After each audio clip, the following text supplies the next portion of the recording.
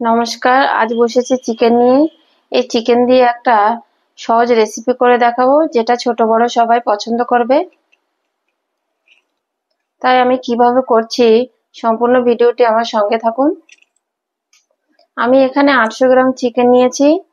এই চিকেন থেকে আমি কিছুটা পরিমাণ সলিড চিকেন বের করে নেব। সলিড গুলোকে আমি এরকম ছোট ছোট পিস করে নেব।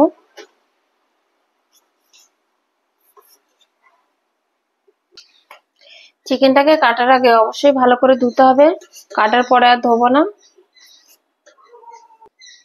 আমার যেটুকুনি পরিমাণ লাগবে সেটুকুনি কেটে এর মধ্যে আবার দিয়ে দেব। এবারে চিকেনের মধ্যে আমি দিয়ে দেব পরিমাণ মতো লবণ, আর দিচ্ছি হাফ টেবিল চামচ হলুদ গুঁড়ো, আর দেব শুকনো লঙ্কার গুঁড়ো, আর দেব 100 গ্রাম পরিমাণ দই।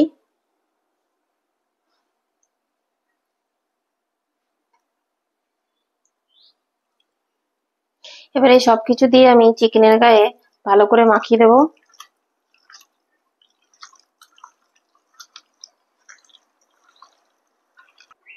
মাখানো হয়ে গেছে, এবার আমি চিকেনটাকে রেখে দেব। এখানে আমি 250 গ্রাম আতপ চাল নিয়েছি। আতপ চালটাকে আমি ভালো করে 2-3 বার ধুয়ে তারপরে ঝরিয়ে রেখেছিলাম। তাতে চাল থেকে জলটাও ঝরে গেছে আর চালটাও অনেকটা নরম হয়েছে। এবার আমি চালটাকে মিক্সারে গুঁড়ো করে নেব।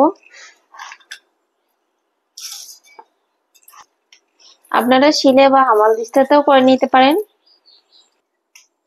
এবার এই চালের গুঁড়িটাকে আমি চালনি করে চেলে নেব, যাতে এর মধ্যে গোটা গোটা ভাব না থাকে।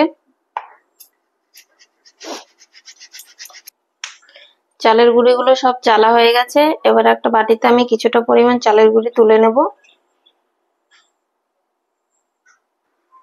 এবার একটা কড়াইয়ে আমি 1 কাপ পরিমাণ জল নিয়ে নেব। জলের মধ্যে দিয়ে দেবো সামান্য লবণ। গ্যাসের আঁচটা কমই থাকবে, লবণটা গুলে গেছে। এবার আমি চালের গুঁড়িটা দিয়ে দেব।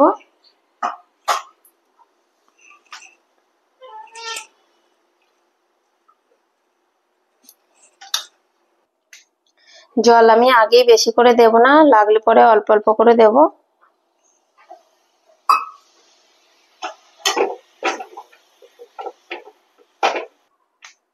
দেখুন, ঠিক এরকম করে একটা ডো করে নিতে হবে।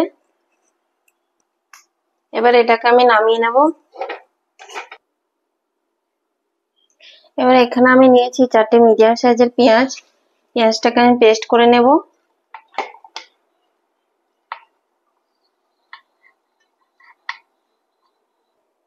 আর এখানে নিয়েছি 1.5 ইঞ্চি আদা আর একটা গোটা রসুন, সেটাকেও আমি পেস্ট করে নেব। এবার গ্যাসে কড়াই চাপিয়ে কড়াই গরম হয়ে গেলে নিয়ে নেব সরষের তেল। এই রান্নাটা আমি সরষের তেল দিয়ে করব।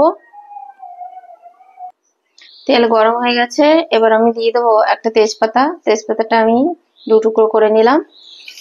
আর দিয়ে দিচ্ছি এখানে 2টো শুকনো লঙ্কা আর কয়েকটা গোটা গরম মশলা। থেকে ভাজা গন্ধ বেরোচ্ছে, এবার আমি পেঁয়াজ পেস্টটা দিয়ে দেবো। পেঁয়াজটাকে 2-3 মিনিট নাড়াচাড়া করার পর এবার আমি দিয়ে দেবো আদা রসুনের পেস্ট। দেব পরিমাণ মতো লবণ। পেঁয়াজ আদা রসুনের কাঁচা গন্ধ প্রায় চলে গেছে। এবার আমি এর মধ্যে কিছু গুঁড়ো মশলা দিয়ে দেবো। এখানে নিয়েছি আমি হাফ টেবিল চামচ হলুদ গুঁড়ো। মাংস মাখার সময় আগে আমি লঙ্কার গুঁড়ি দিয়েছিলাম, তাই এর মধ্যে খুব সামান্য লঙ্কার গুঁড়ো দেব। এবার দিয়ে দেবো 1 টেবিল চামচ জিরের গুঁড়ো, আর দিয়ে দিচ্ছি একই পরিমাণে ধনের গুঁড়ো, আর কালারের জন্য দেব কাশ্মীরি লঙ্কার গুঁড়ো। 4-5 মিনিট কষানোর পর মশলা থেকে তেল ছেড়ে দিয়েছে। এবার আমি ম্যারিনেট করা চিকেনটাকে দিয়ে দেবো।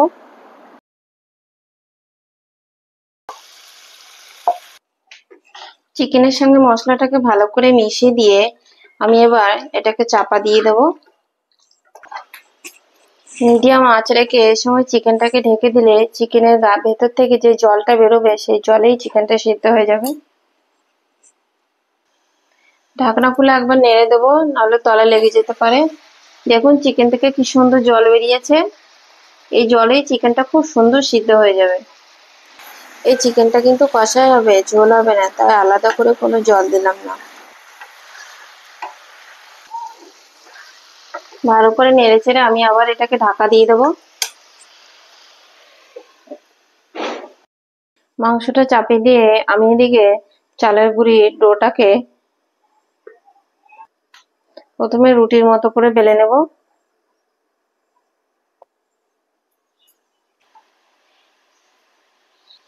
এই ফাঁকে চিকেনটা আরো একবার খুলে দেখে নেব। চিকেনটা প্রায় অর্ধেক সিদ্ধ হয়ে গেছে। এবার আমি এর মধ্যে দিয়ে দেবো 1/2 টেবিল চামচ চিকেন মশলা।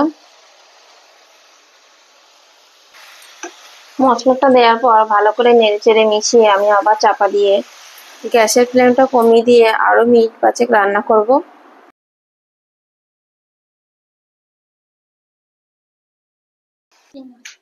চিকেনটা প্রায় হয়ে এসছে, এই সময় আমি এবার লবণটা একটু চেক করে নেব। আশা করা যায় লবণ ঠিকঠাকই আছে, তবু একবার দেখে নিই। লবণটা ঠিকই আছে, তাই আর লবণ দেব না।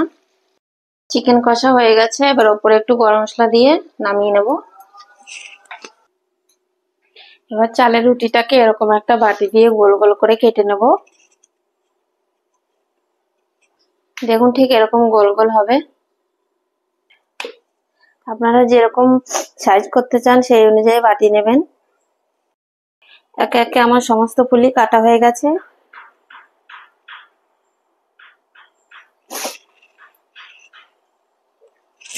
এর ভেতরে অল্প করে চিকেন দিয়ে এরকম পুলির মতো বানিয়ে নেব।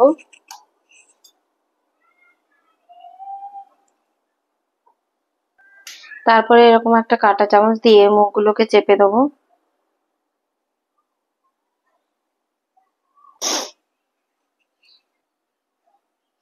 এইভাবে একবার চিকেন পুলি বানিয়ে দেখবেন, খেতে খুবই ভালো লাগবে। আর মাঝে মধ্যেই মনে হবে একবার চিকেন পুলি বানিয়ে খাওয়াই। এবার আমি এরকম একটা ঝাঁঝরি থালার মধ্যে সমস্ত পুলিগুলোকে তুলে নেব। এইভাবে চিকেন পুলি বানানোর রেসিপিটা কেমন লাগলো অবশ্যই কমেন্ট করে জানাবেন।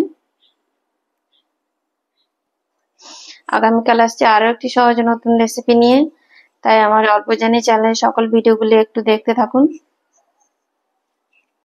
এবার গ্যাসে কড়াই চাপিয়ে কড়াই নিয়ে নেবো 1 গ্লাস জল। এবার পুলির থালাটা আমি কড়াইয়ের উপরে চাপিয়ে ঢেকে দেব। মিনিট 15 রাখার পর গরম গরম পরিবেশন করব। এই রেসিপিটা মোমোকেও হার মানাবে।